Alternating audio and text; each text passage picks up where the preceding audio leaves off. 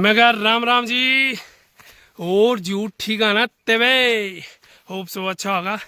एक बार फिर से आप सबको स्वागत है हमारे यानी आपके अपने ब्लॉग में, the little blogger Bunty Thakur के साथ और धर्मपत्नी मोना देवी के साथ। तो अभी पहुंच गए हम टाकरे, जो हमारा सबसे दूर है ना टाकरा, वहाँ पहुंच गए हम।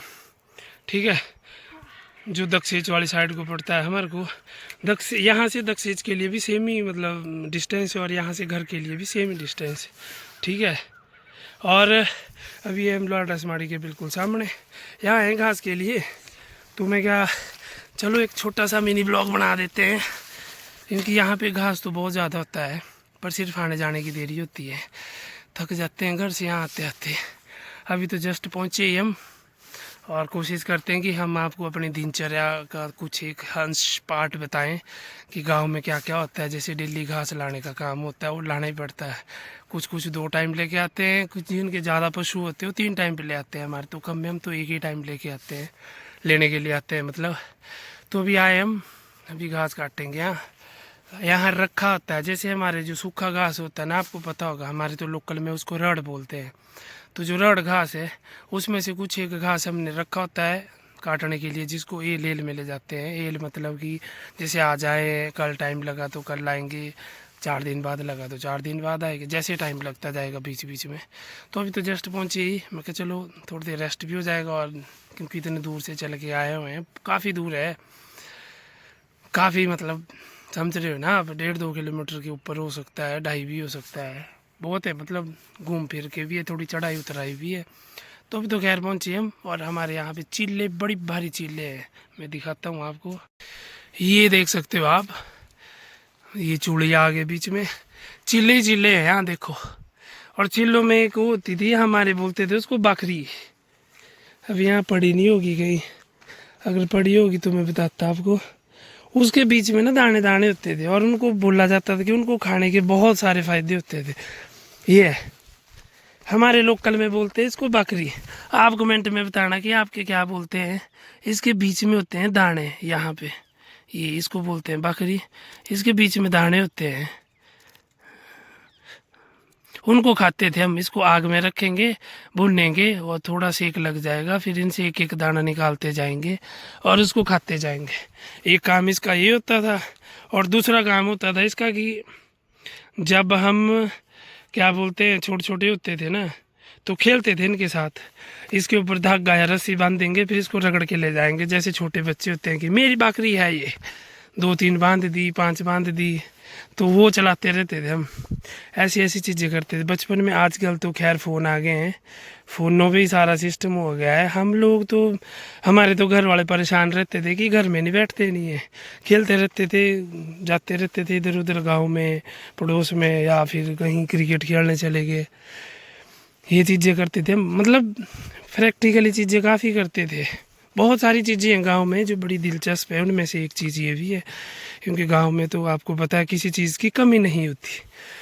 और सूखे जो हमारी लकड़ियाँ होती है यहाँ पे तो बड़ी भारी होती है। जैसे ये पेड़ गिरे हुए हैं, वहाँ गिरे हैं, बहुत होते हैं। जैसे चूड़ी सूख गया तो गिर गया, अगर नहीं ले जाएंगे तो सड़ जाएंगे इधर ही।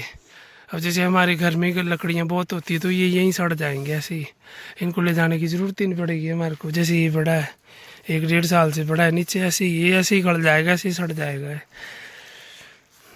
तभी तो गांव में बोलते हैं ना कि गांव में फ्रेश चीज़ होती है, क्योंकि यहाँ पे हर चीज़ इनफ है, जो मतलब जितनी ज़रूरत है उससे ज़्यादा ही मिलेगी आपको। हवा के लिए ले लो फ्रेश एयर, अब जहाँ पेड़ होने, हरियाली होनी तो होंगे ही होंगे। तो अभी तो फिलहाल देखते हैं, काट लेते हैं घास, फिर मिलते हैं आपसे जी। अब हमने काट दिया है घास, और मेरे को याद नहीं रही थी कि हम ब्लॉग बना रहे हैं। अभी याद आई जब कहा बांट दिया हमने, तो मैं कहा चलो बना देते हैं मिनी ब्लॉग। अभी परे जा रहे हैं हम, मिलते हैं आपको परे। अब हम धूप में बैठेंगे ना, यहाँ पे ठंड है, देखो यहाँ से ऊपर तक ना छाया है। पार वाली साइड आई है अभी धूप, ये भी नाले से पार वाली साइड है। यहाँ पे काटा हमने परे जैसे घास, और अब जाएंगे हम परे, धूप में बैठेंगे, थोड़ी देर रेस्ट करेंगे, उसके बाद जाएंगे हम घर को। और ये हम अपने साथ परू को भी लेके आए हैं, बेचारी भूख की मर जाती है घर में। तो ये काट दिया हमने दोनों गड्डियाँ घास की, अब हो गए फ्री। अब थोड़ी देर रेस्ट करते हैं, 5-10 मिनट फिर चलते हैं। निकलेंगे घर को हम, ठीक है। और अब यहाँ देख लो धूप खिलाई हुई है ना, धूप में कितने अच्छे लग रहे हैं गाँव।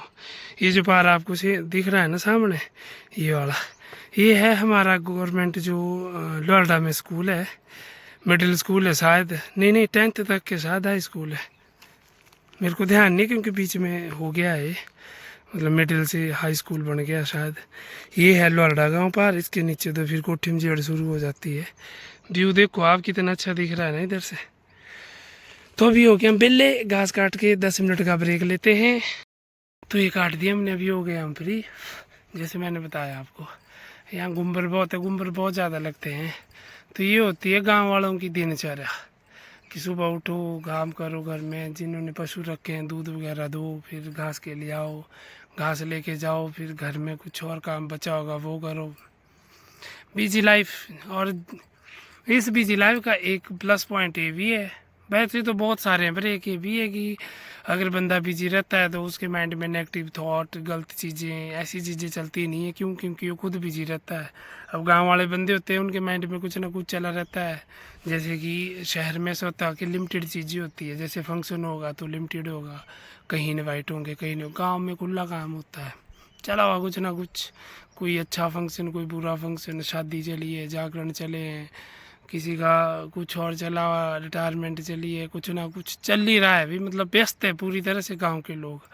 तभी मेरा मानना है कि लोग ज़्यादा तंदुरुस्त रहते हैं, कि जैसे यहाँ वहाँ आते जाते रहते हैं, टाइम तो भला होता ही है कि यहाँ से फ्री हो गए तो कहीं और फंस गए, वहाँ से फ्री हुआ तो कहीं और चले गए। तो ठीक है, इस वाले मिनी ब्लॉग में इतना ही रखते हैं हम। ये तो हमारे गांव की दिनचर्या है, सिर्फ बहुत सारे काम होते हैं वैसे। ये तो चलो एक छोटा सा हम कोशिश करते हैं कि दिखाएं गांव का जो लाइफस्टाइल होता है। तो ठीक है, इस वाले ब्लॉग में इतना ही रखते हैं, मिलते हैं आपको अगले ब्लॉग में। तब तक के लिए राम राम, जय हिंद।